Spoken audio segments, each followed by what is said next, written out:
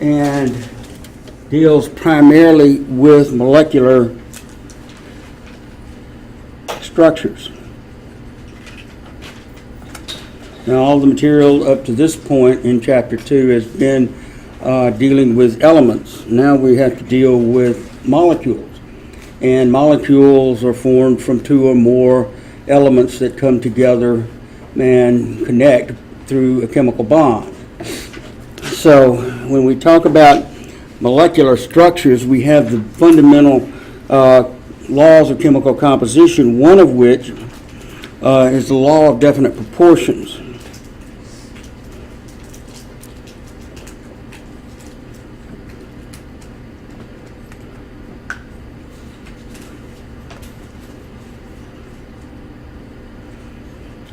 Elements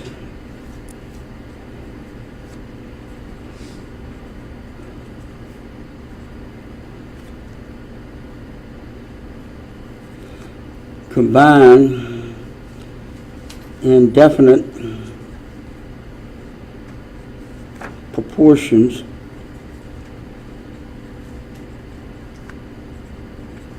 by mass.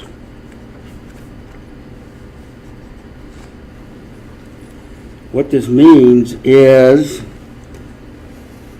a molecule has a specific chemical composition or percent composition.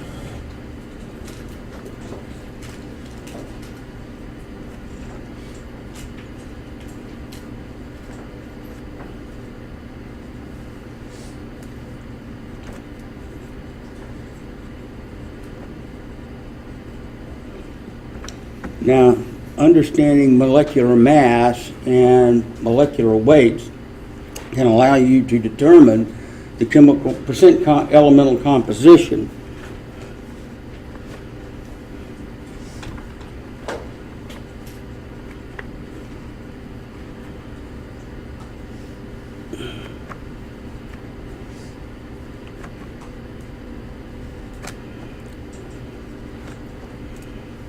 So, for example, if we have water, the formula is H2O, as everybody's quite familiar. But what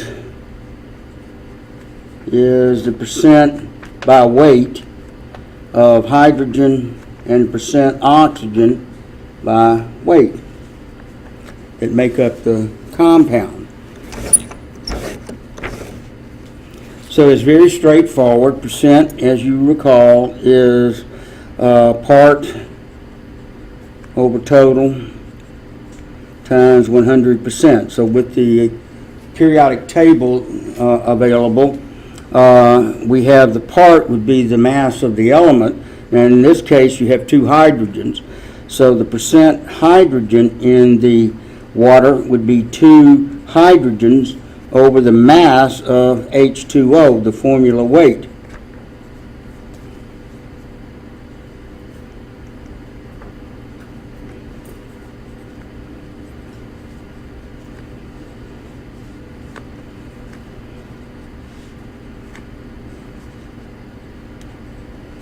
And then multiply that times, of course, 100%. Now, if you look on the periodic chart, now for simplicity, I'll round everything to the nearest whole number. So this is 2 times 1 atomic mass units, if you want to put it in, but they cancel out anyway. And then you have 2 hydrogens and 1 oxygen. Oxygen 16 plus 2 is 18. And then that's times 100%, and that gives me 11% by weight of hydrogen.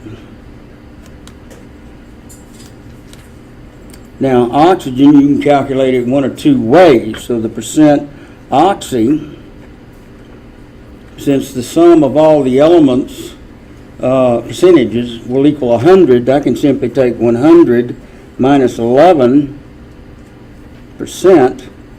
and that gives me 89%, or you can take the percent oxy to be oxygen over H2O times 100% to be 16, you only have one oxygen in there, 16 over 18 times 100%, and you still get the 89%.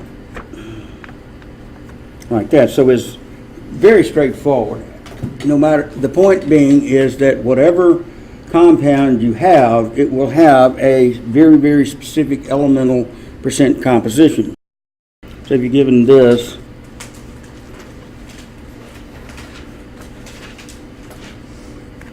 now the formula weight of this is 98 atomic mass units. And so hydrogen, and it is 1 each, so that'd be a 2. Sulfur is 32, and then 4 times 16, 64. Okay, so the percent of hydrogen would be 2 times, well, 2 hydrogens, I'll write it out, over the mass of H2SO4 times 100%. The percent of sulfur, you have only 1 sulfur over H2SO4 times 100%, and the percent oxy is 4 times oxygen over H2SO4.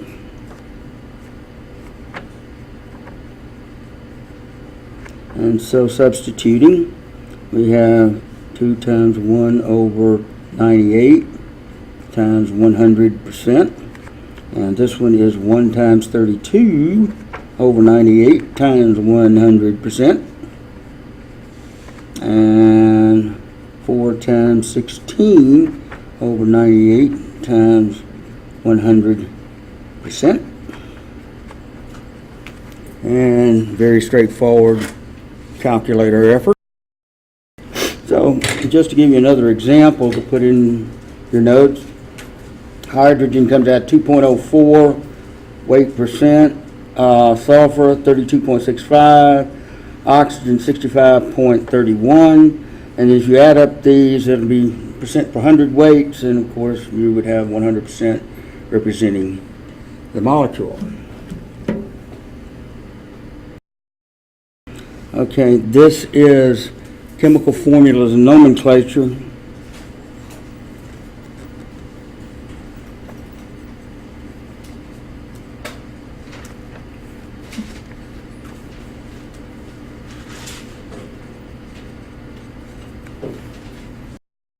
Now, the idea of writing chemical formulas or gives us structures or symbolic representations of the molecule. And one of the things you need to understand is how these come together by charge.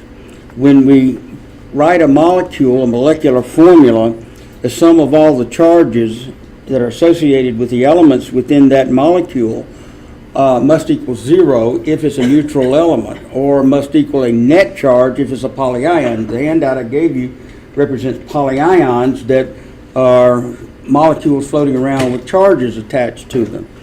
So, chemical formulas for neutral molecules,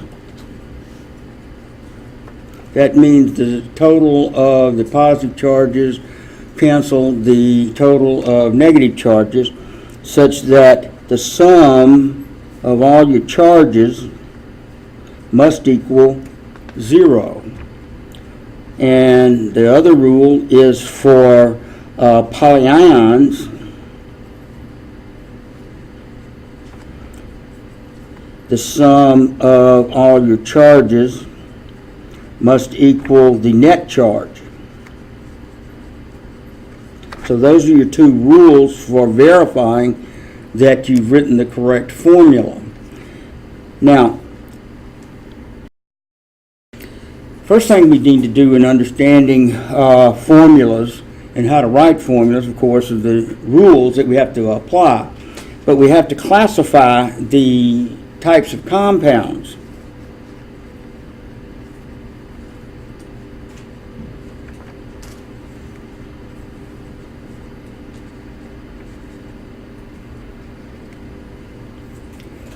when we talk about compounds, there are two classes of compounds. And the first one is what referred to as the, and I'm going to write it out as ionic, I'm going to make a little flow chart here. Ionic compounds.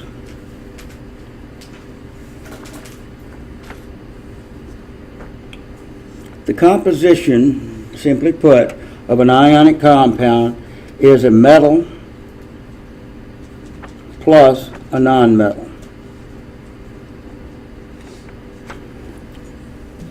On the periodic table, if we look at that critically, anything on the left of the staircase connecting with something on the right of the staircase, so would make up an ionic compound. Now, and we'll get the second class is, of course, the molecular compound, and I'll break that down when I get to it. But this is broken down into two particular areas of ionic compounds. These are binary ionic compounds and polyatomic ionics compounds.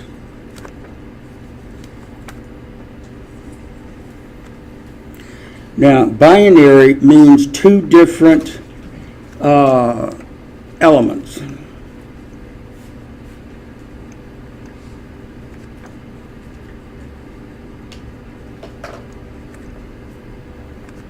Polyatomics means a metal plus a polyion, something off of that handout I gave you. And so with this, what you're going to do is pick a metal and on the left of the chart and a nonmetal, something from the right of the chart, and hook them together such that the sum of all your charges, Q being a designation for charge, equals 0. Okay? Or net. Now the polyions are something else. We'll get to that in a minute. So I'm going to go in here and I'm going to pick sodium in A. Okay, sodium is in group 1A, right? So we find it in group 1A right here. Group 1A. So everything in group 1A has how many outer shell electrons? As a matter of fact, here's your trend. Group 1A elements have one outer shell electron, and that's one that's lost or gained. Well, it's lost in the chemical process. Group 2 have two outer shell electrons. That's, you'll lose 2, come plus 2. And then you get over here to 3, all of those have 3 outer shell electrons. Group 4 have 4 outer shell, 5 outer shell, 6, 7, and we're full at octet at 8 across the chart. Okay, so since this is in the first group and has a greater tendency to lose electrons, it will lose this outer shell. It doesn't lose the core. It loses the outer shell. So sodium, neutral element, will go to sodium as an ion, and notice how I wrote that. That is an oxidation is what it's called. The electron on the right side indicates loss of electron. Okay? This is the notation that you would need to use.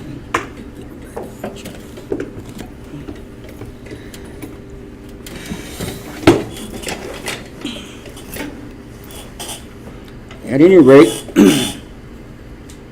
now we're going to combine that with chlorine.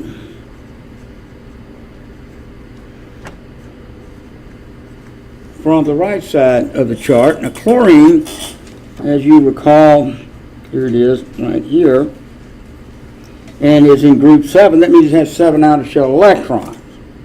So what does that mean in terms of gain or loss of electrons? It will most likely gain 1 instead of lose 7.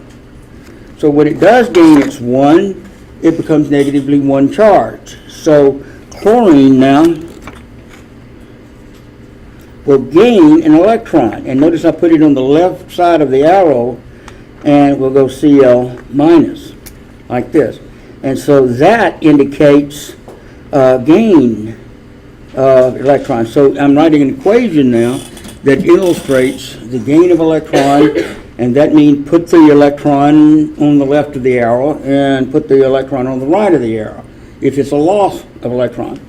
So essentially what we're combining is the two ions, one of sodium and one of chlorine. Well, this is chlorine, this is chloride. When the element undergoes ionization, it becomes an IDE ending.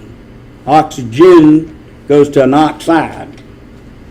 Nitrogen goes to nitrides. Well, we'll learn about that in a little while, more about it. So you'll hear me use that terminology, it's just habit now. So in the formation of a binary ionic compound, I have two elements, sodium plus chloride, like that, and those connect to get sodium chloride. Now, is that the proper number of sodiums and the proper number of chlorides when I write that formula? And the way to tell is to test with the sum of charges must equal 0. So if this is a +1 charge and we add that to a -1 charge, then we get 0, and yes, this is the verified ratio of elements that come together for that formula. Now, how about aluminum bromide?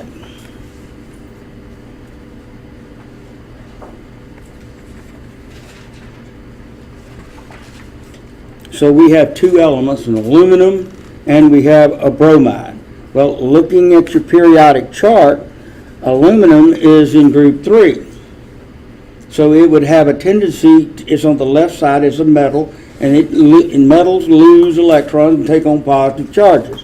So aluminum neutral form would go to aluminum, losing its valence, would become a +3. Plus 3 electrons, and that shows loss of 3 electrons for aluminum. Bromide is formed from bromine. So bromine will gain an electrons. It's in group 7, having 7 outer shell electrons, will gain 1 and become Br negative, like that. And when we connect those together, we want aluminum +3 connecting with bromide -1, and that's going to form an aluminum bromide. Now the question is that the proper ratio of elements to for the aluminum bromide compound? And the answer is no. Here's what you have: +3 plus a -1. See, this has a -1. So if you add those together, you do not get 0. So that's not the proper ratio. So you have the freedom, so to speak, to increase this number by 3 so that it will equal 0. And to indicate that, we use subscripts associated with the element. Now, this has 4 atoms in it. Is it still a binary? Yes, because it's got two different elements. 2 different elements is the only requirement for a binary. You could have more than 2 atoms, but the ionic classification is based on just 2 different elements, like that.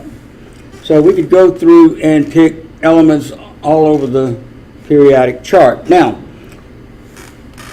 another trend that you've got to memorize all this stuff are fixed charges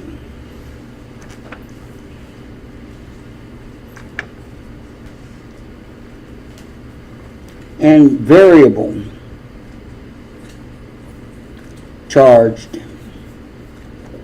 elements.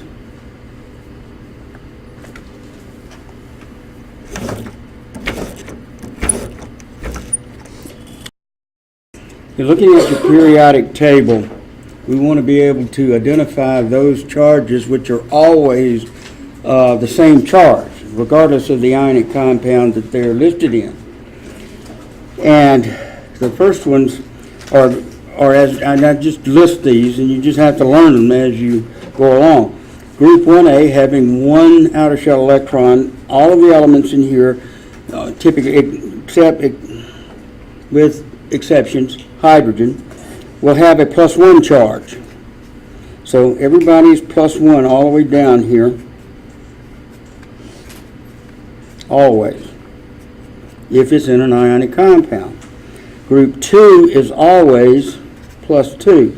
So beryllium, magnesium, calcium, strontium, barium, radium, if in a compound, will have +2 charges.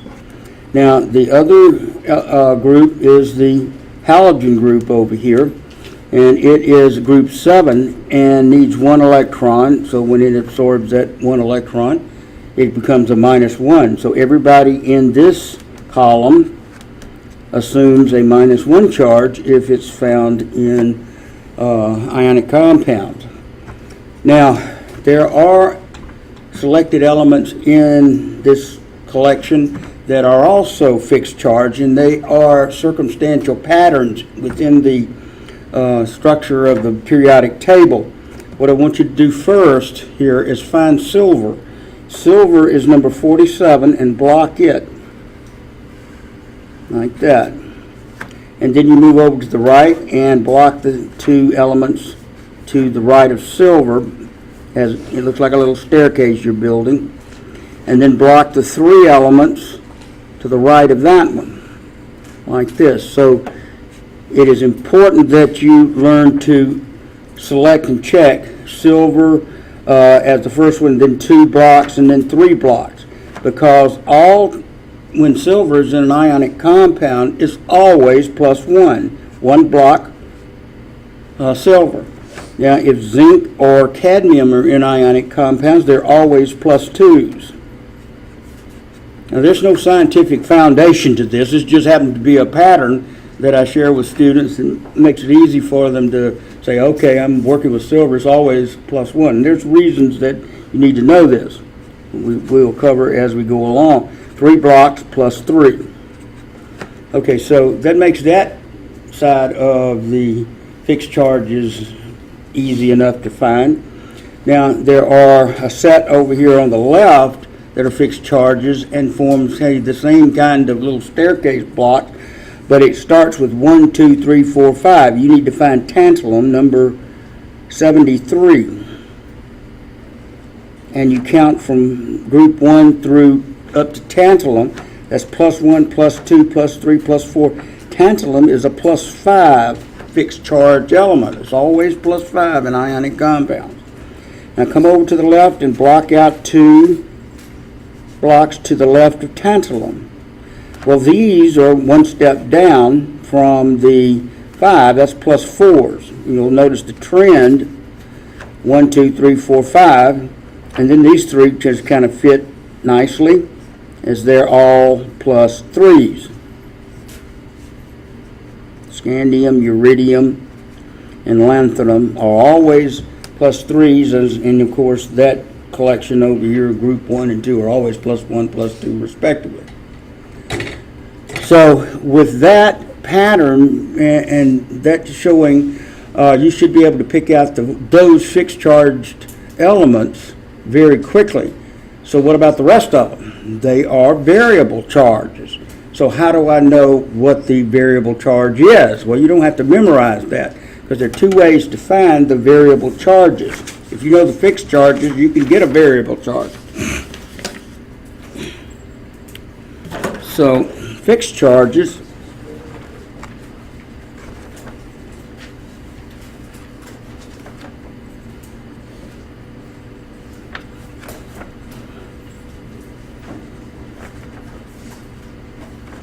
always the same, and of course we're talking ionic compounds, but variable charges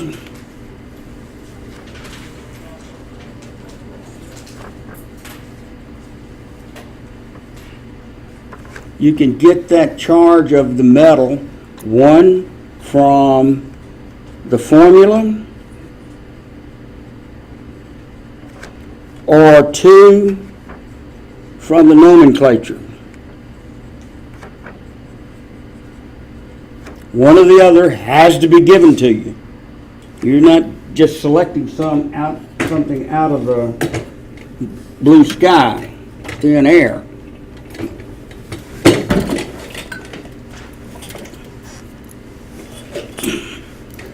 Okay, take for example copper. It has 2 ionic forms. It has a copper +1 and a copper +2.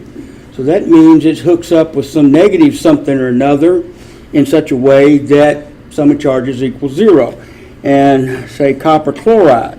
Say copper 1 chloride, Cl minus.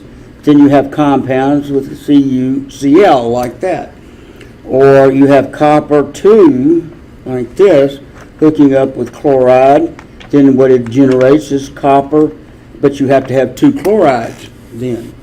Because both of these would not be sum of charges 0 unless you did have the subscript 2, 1. And you have to know what the charges are to put the elements together. Now, this compound is named copper 1 chloride, where the charge +1 is in the nomenclature. And is put in as a Roman numeral right after the name of the metal, followed by the non-metal chloride. Now chloride's not, or the anion is never followed by a parenthesis Roman numeral. Only the metals will have that designation. And so the next one, of course, is copper 2. And so this is true for all elements having variable charges. Metal elements anyway. In that you can't tell who's who in the collection of ions unless that's specified either in the nomenclature. Now here you're given the formula and it indicates, since this is a 1-to-1 reaction ratio, and look at chlorides in group 7, if you look back what I gave you a moment ago, chlorides in group 7 and everybody in group 7 is always a -1. Doesn't matter if it's in copper 2 or copper 1. And it's always a -1. So therefore you have to have 2 of them. And so that's where the 2 has to come from. And then when you add that to over here, what would you have to add to a 2 times a -1? A +2. And so therein is the charge on that one. And what would you have to add to a -1? A +1. So that's the idea. If you have the formula and know that some of those charges must equal 0, then you can calculate whatever that charge is on that compound, because some charges have to be 0 for that compound if it's neutral type compound.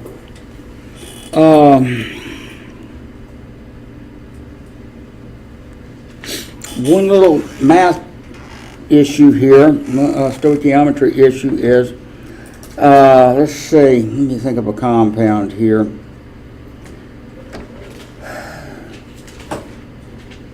Calcium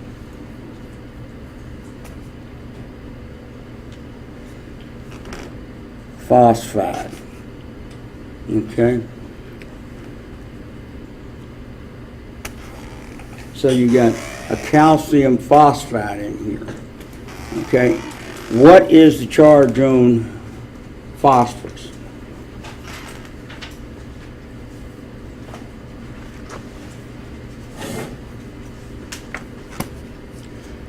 So this just kind of illustrates what I went through up here at the top with the sum of charges.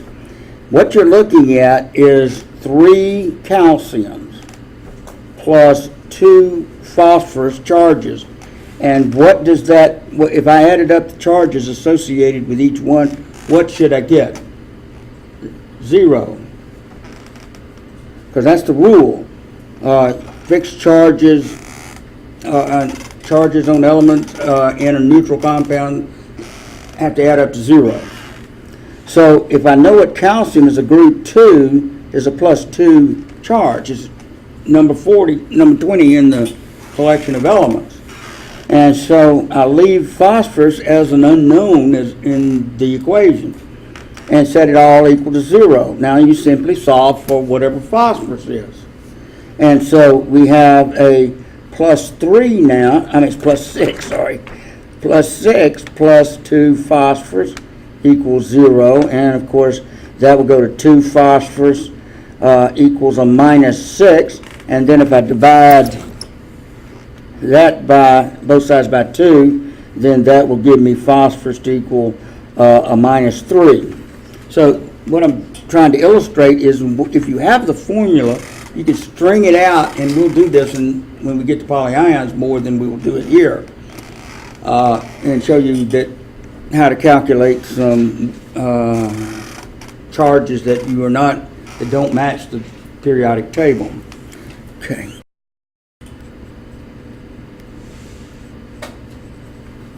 Metal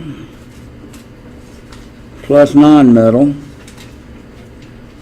Something from the left of the chart, something from the right of the chart, yeah, okay? And we hook those together either in a binary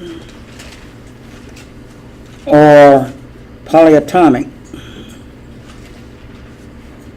ionic compounds. Now we just looked at binary, and the governing principle here is the sum of all the charges must equal 0. Charges are also known as oxidation states.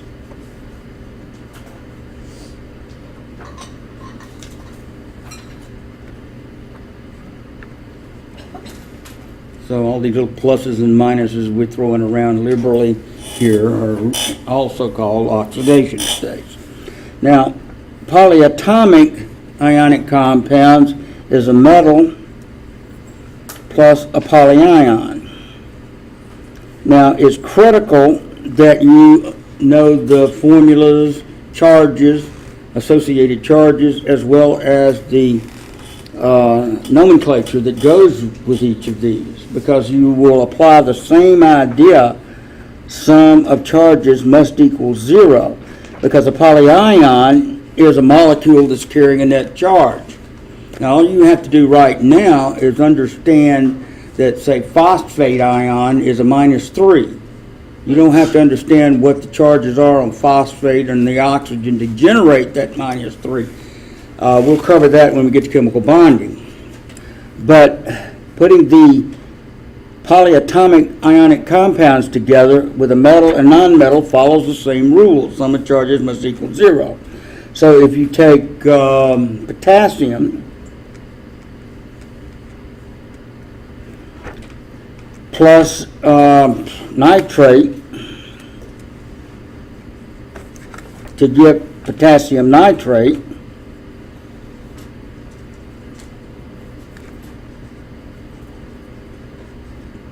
compound, the potassium, of course, is a +1 charge from group 1. You look in the periodic table, there it is, +1. It's one of those fixed charge elements.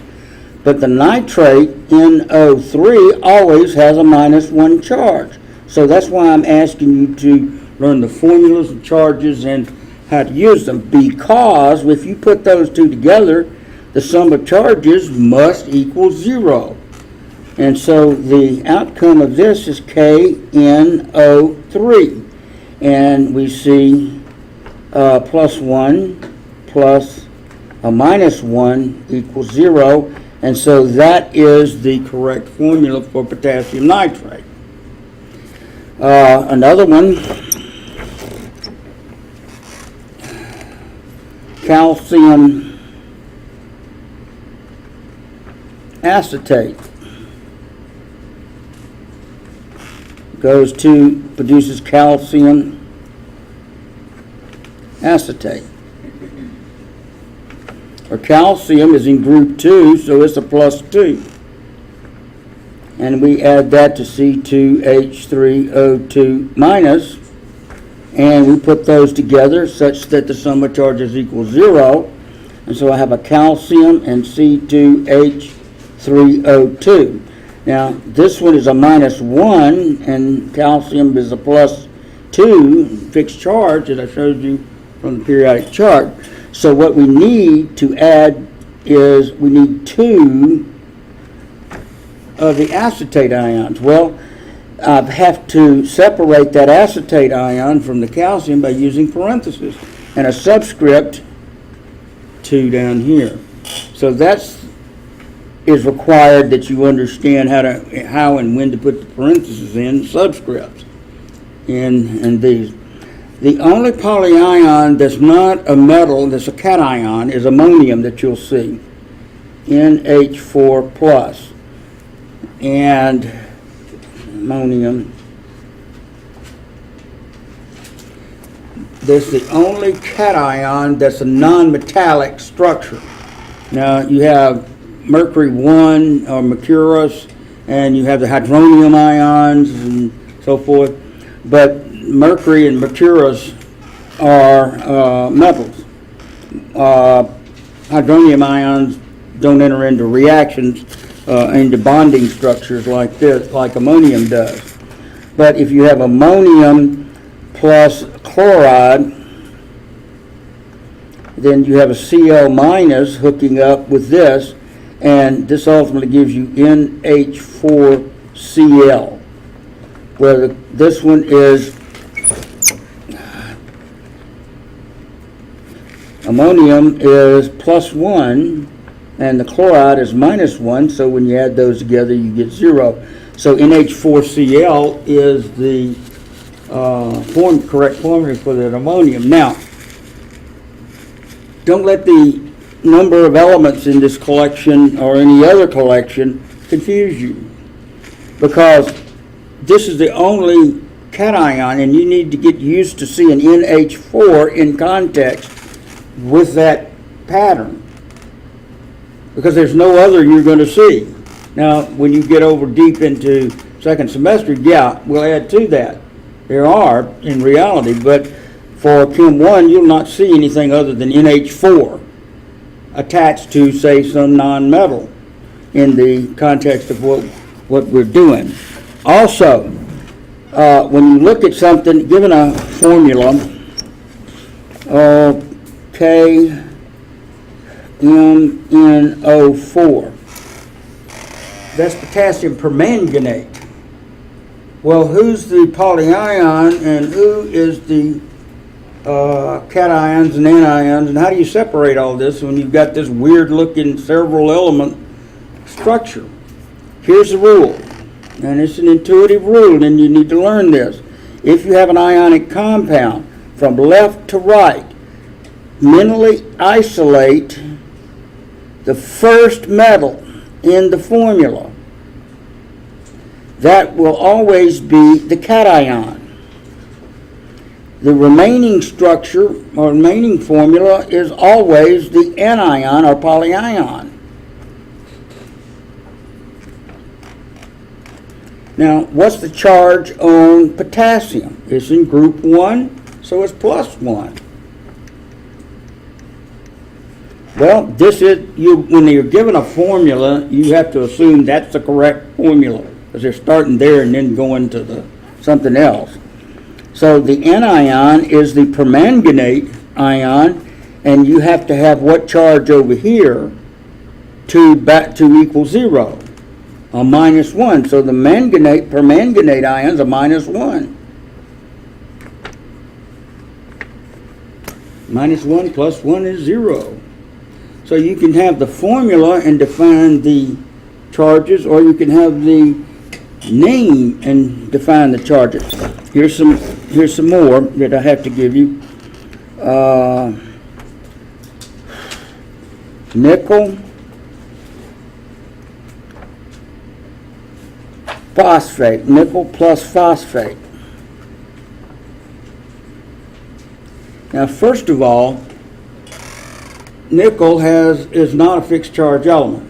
So if you were given a name, I'd say nickel phosphate, you would have to be given the oxidation state in parentheses following that name. You have to be.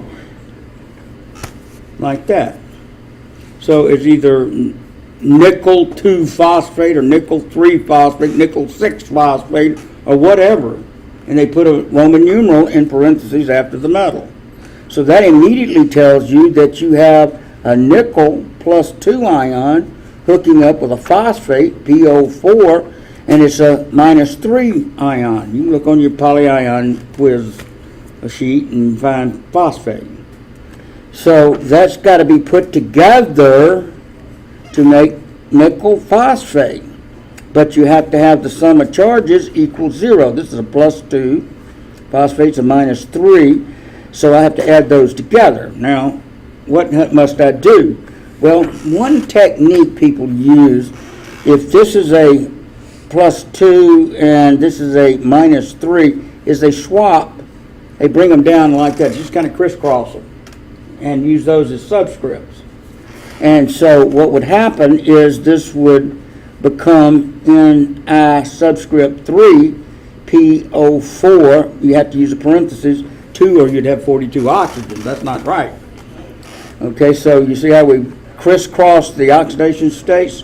I just kind of tagged each one and then look to bring them down. You see how that works? Okay.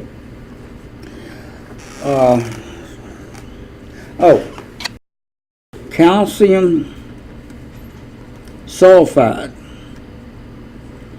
Now you don't need a parenthesis after the metal if it's a fixed charge element, because you know what it is, a +2. You look on the periodic chart and there it is. So you have a calcium sulfide. Well, calcium has a +2 charge plus sulfur a -2 charge. And yeah, those would go together to make some of the charges would equal 0. +2 -2 is 0. That's true. Now I just showed you a technique where you switch charges like that, and you, just for illustration purposes, calcium subscript 2, sulfur subscript 2. Okay, if I did that technique for writing that compound, and it'd be correct, you would have 2 times a +2 plus 2 times a -2, and you got a 0, and that's based on that idea, it's 0 in the correct formula. However, that's not true in this case. For ionic compounds only. I'll show you the difference in a second. Reduce subscripts to the smallest whole number ratio.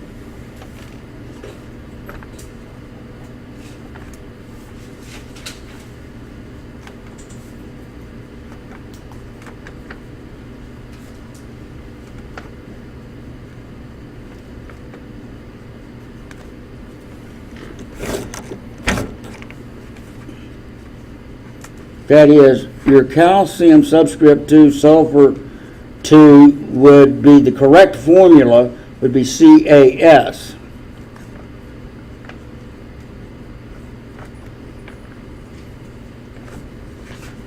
And that's for ionic compounds. Now, to contrast this, and so you'll understand what we're talking about, is when we get to molecular compounds,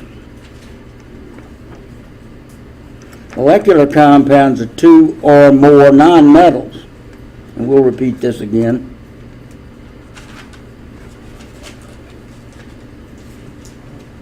You can't reduce those because it is in what they call a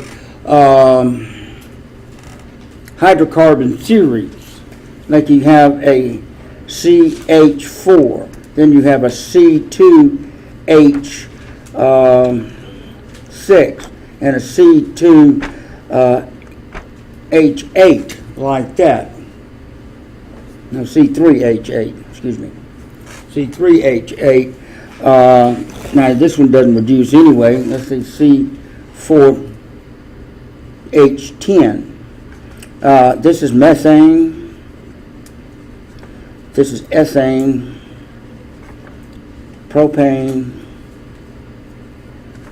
butane. Okay, now I could reduce them all, and that would give me what is called an empirical formula. If I reduce this to CH3, I could reduce this one to divide by 2.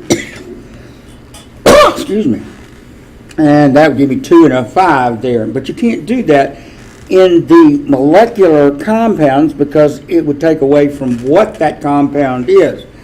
But there is no multiple listing of a series for calcium and sulfur or many other ionic compounds. So the rule is for ionic compounds, as I showed you a second ago, reduce to the smallest whole number ratio, but in molecular compounds, you really can't do that, and it's 2 or more non-metals. And we'll repeat this when we get to the that aspect of what we're trying to cover. Let me see where we are. Okay, I've tried to do 2 things here in the formulas and nomenclature of ionic compounds.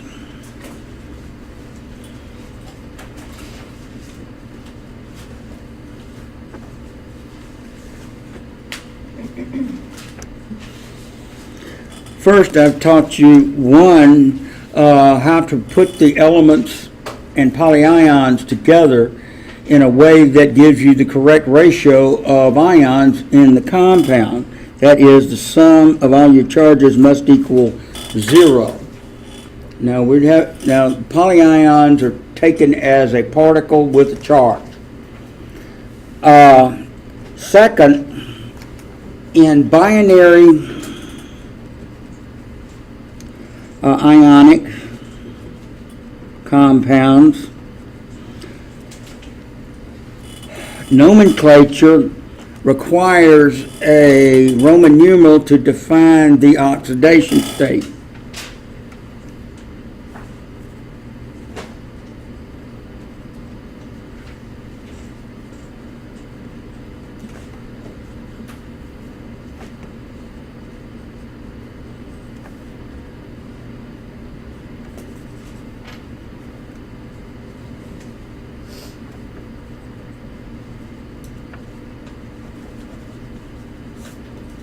Unless it is a fixed charge element.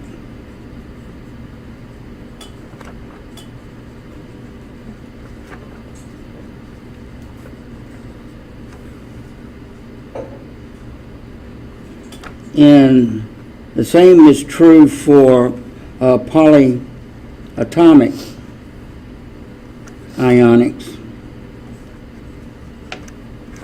You use the Roman numeral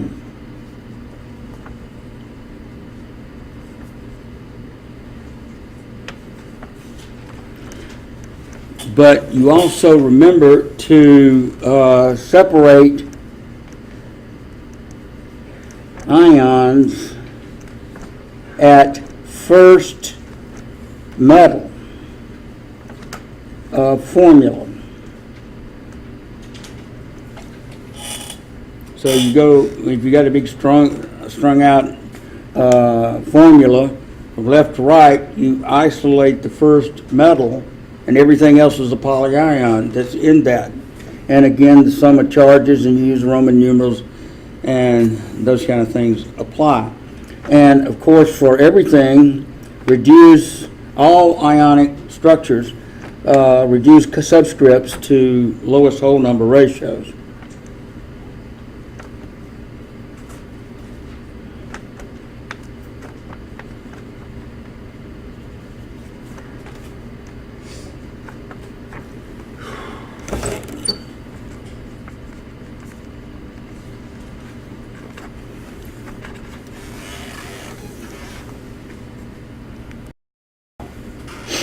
In molecular compounds, the same idea holds. These are the correct formulas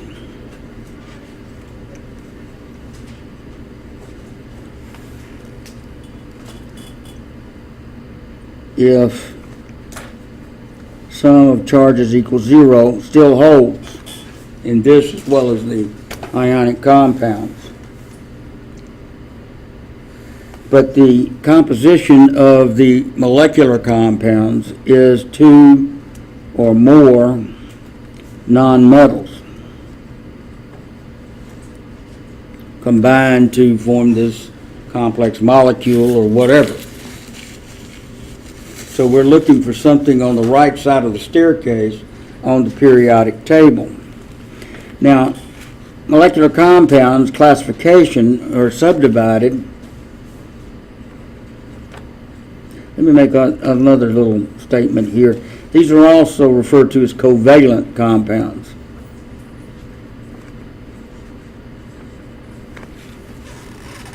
Covalent, because they're sharing of electrons kind of thing. These are divided into three categories.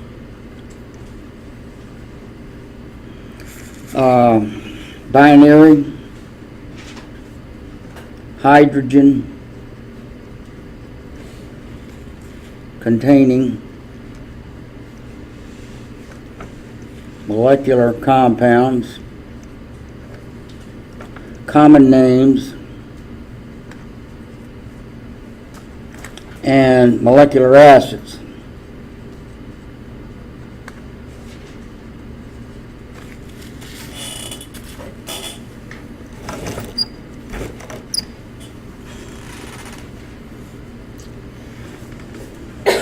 We'll start with the binary, hydrogen containing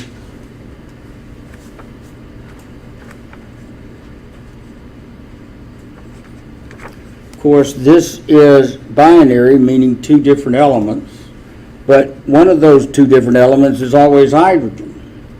So in this would be hydrogen plus a non-metal anion, something with a negative charge.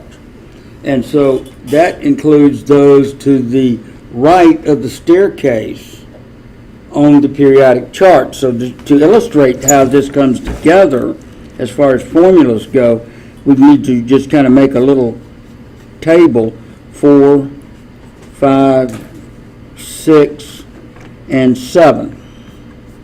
Just cross the page, just like this, is spaced it out.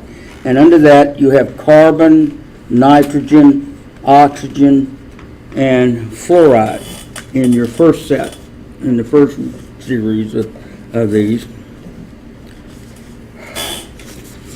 Then you have silicon under that, and under this phosphorus, you want to look at phosphorus, and we'll do arsenic. Let me see how that shakes out. Just a second. Oxygen, sulfur, selenium, and tellurium. And fluoride, chloride, bromide, iodide. We don't put acetine in this collection. So when I talk about binary hydrogen-containing compounds, these are the elements that hook up with hydrogen. Well, hydrogen in itself is a +1 oxidation state. It has one outer shell electron, loses that outer shell electron. Okay, so it's carrying just a proton. And so that has to hook up with all of these in here. Well, anything in the group 4, you recall, has 4 outer shell electrons. And by the octet rule, it needs to gain 4 electrons. So that means everything in here is a -4. And so group 5 has 5 outer shell electrons and gains 3 electrons. So everybody in this collection is a -3. And so group 6 has 6 outer shell electrons, needs 2, and that makes a -2 for everybody in this collection. And -1 for the halogens, fixed charge. We already know that.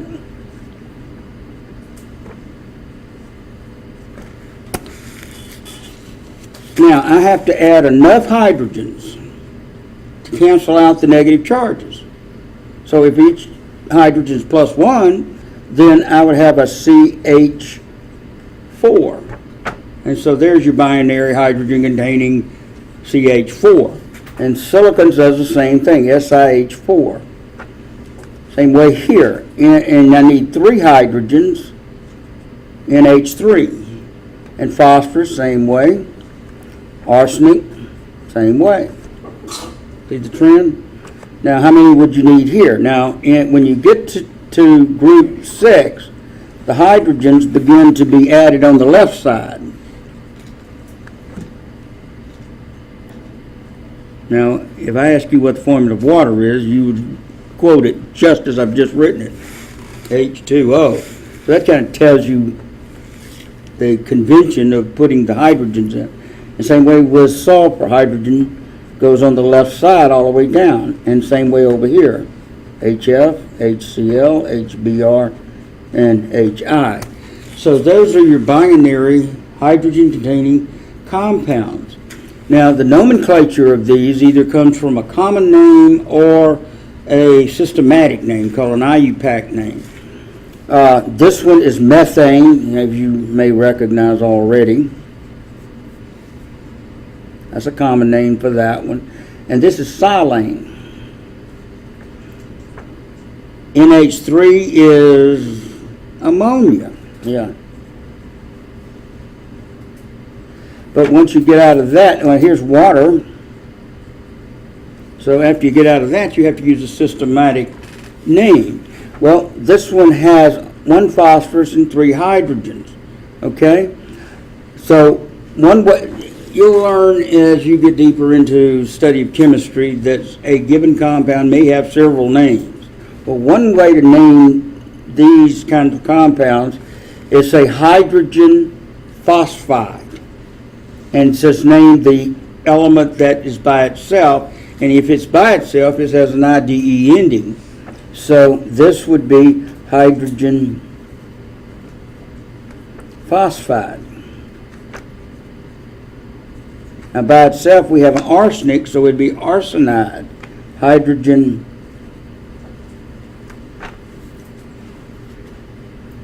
arsenide, and the IDE, it just simply says that element's by itself in the collection. You could actually name water as hydrogen oxide. Here, this is hydrogen sulfide for HS.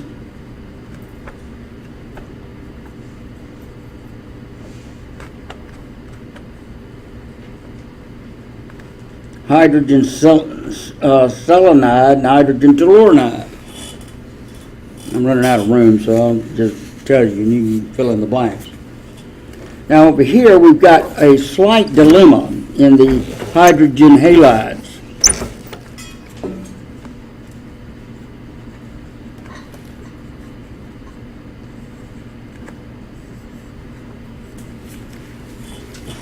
If the hydrogen halide is in water, it's classified as an acid.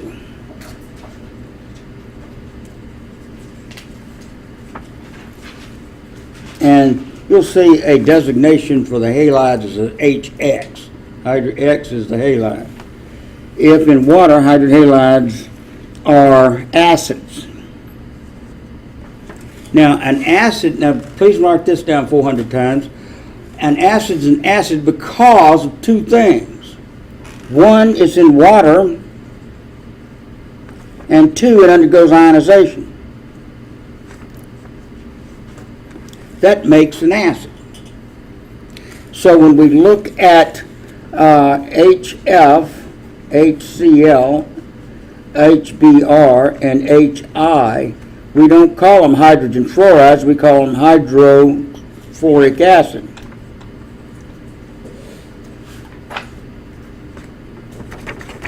That. This is hydrochloric acid, hydrobromic acid, hydroiodoic acid. So this is, and sometimes they're designated with a little parenthesis AQ after the formula, depending on who's writing the formula. Hydrogen halides in water. Now, hydrogen halides not in water. And there are many reaction byproducts that generate hydrogen halides that are not going through water.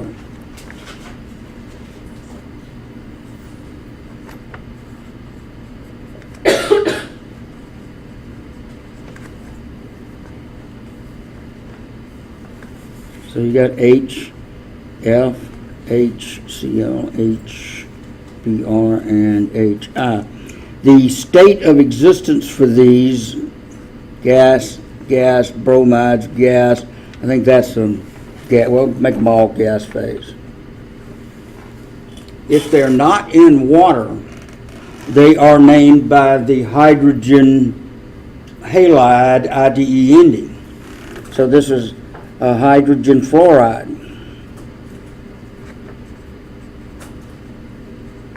Hydrogen chloride.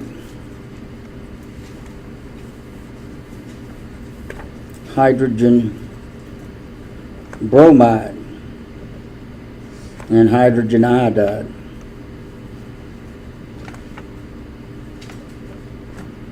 Of course, how do you tell? It will be the designation that follows that compound. It'll either say AQ, well that says, okay, it's ionized, it's in water. And if it has a G on the end of it, it's not ionized and it's floating around as a compound in the atmosphere.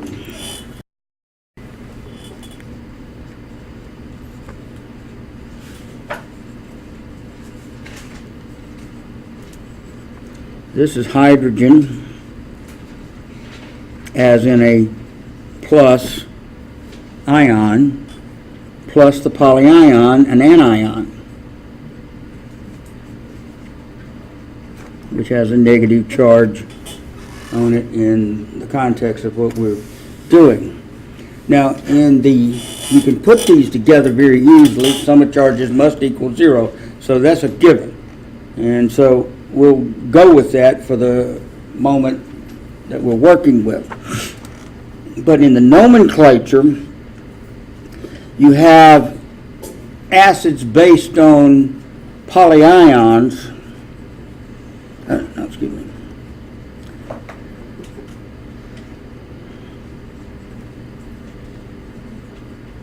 If you look on that handout I gave you, you'll see some of the polyions end in ATE and some of those ions end in ITE.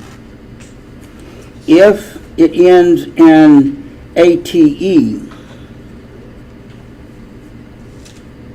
or ITE ending in the name of the polyion, then you change the ATE ending to an IC ending space acid. Or if it's an ITE ending, you change the ITE to OUS acid as an ending. Okay? So in the acid, 2 hydrogens plus a sulfate, 2 minus, to give H2SO4. Notice this is a sulfate. Then this would go to sulfuric acid, like that. Over here, move that over a little bit. On this side, if you have 2 hydrogens hooking up with an SO3, 2 minus, like that, that's a sulfite.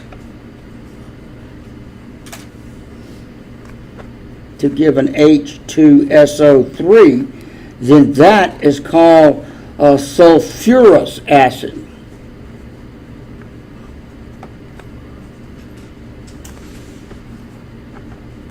So you can look at all of those polyions in there in terms of acids, except for something like the OH in there, which is hydroxide. You don't, those kind of things, they're in cyanides. You don't put those designations, but if it has a bona fide ATE or ITE ending, you can apply those simplicity rules, and there are a number of them that you can use. NO3 NO3 minus is a nitrate. It has a -1 charge, so it gives you HNO3, and you call that nitric acid because of the ending. Or if you have the NO2 -1 nitrite, 1-to-1 combination, HNO2 gives you nitrous acid. Like that. See how that works? You just learn the rule and the polyions, and then, yeah, I could get all these acids out of that collection of polyions.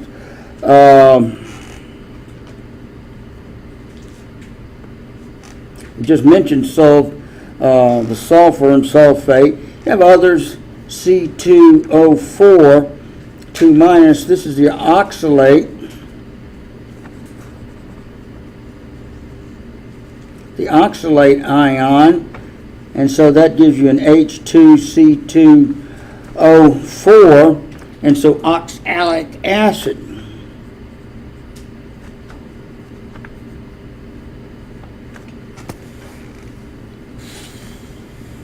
Then PO3, 2-, that's a phosphite. And so that would become phosphorus acid.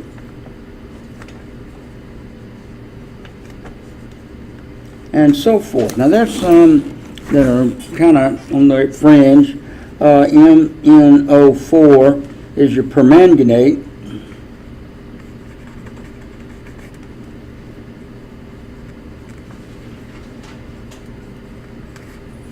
And it's essentially the same idea. Permanganic acid.